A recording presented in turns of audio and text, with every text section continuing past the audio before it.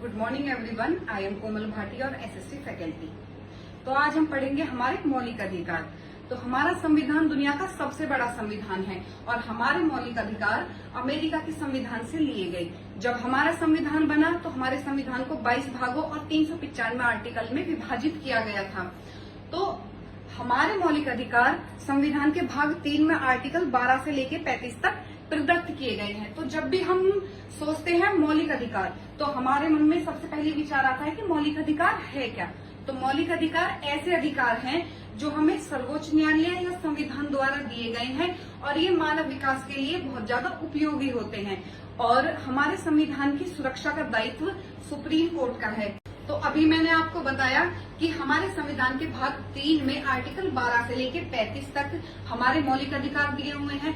तो सबसे पहले हम जानेंगे कि हमारे जो मौलिक अधिकार है वो थे पहले 7, उनकी संख्या 7 थी।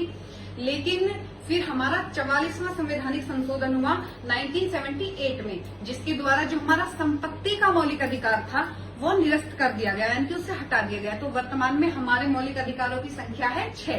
तो सबसे पहले हमारा आर्टिकल आता है 12। तो आर्टिकल 12 में हमें राज्य की परिभाषा दी हुई है और बताया गया है कि कोई भी राज्य ऐसे कानून ना बनाए जिससे किसी भी व्यक्ति के मौलिक अधिकारों का उल्लंघन हो।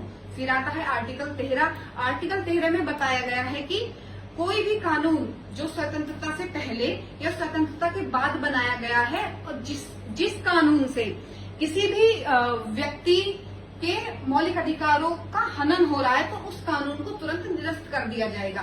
फिर आता है हमारा आर्टिकल 14। आर्टिकल 14 से लेकर 18 तक हमारे समानता का अधिकार है, यानी कि किसी भी धर्म, जाति, लिंग या फिर अमीरी, गरीबी आदि के आधार पर व्यक्तियों में भेदभाव नहीं किया जाएगा। कानून के सामने सभी व्यक्ति समान होंगे और किसी भी व्यक्ति को उसकी धर्म आदि के आधार पर नहीं देखा जाएगा। फिर है हमारा आर्टिकल 19 से लेकर 22 तक स्वतंत्रता का अधिकार, यानी कि हर व्यक्ति को बोलने का, कहीं भी जाने का, घूमने फिरने का, कहीं भी अपना निवास स्थान बनाने आदि की स्वतंत्रता है। तो फिर है हमारा आर्टिकल 23-24, यानी कि शोषण के विरुद्ध अधिकार।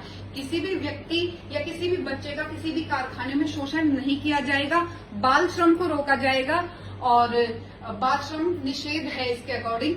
फिर उसके बाद आता है हमारा आर्टिकल 25 से लेकर 28 धार्मिक स्वतंत्रता का अधिकार, यानी कि हर व्यक्ति को अपने धर्म का प्रचार प्रसार, अपने मस्जिद मंदिर खोलने का या अपने धर्म को मानने का पूर्ण अधिकार है। फिर है आर्टिकल 29 और 30, जिसमें हमारा सांस्कृतिक और शैक्षणिक अधिकार दिया गया है।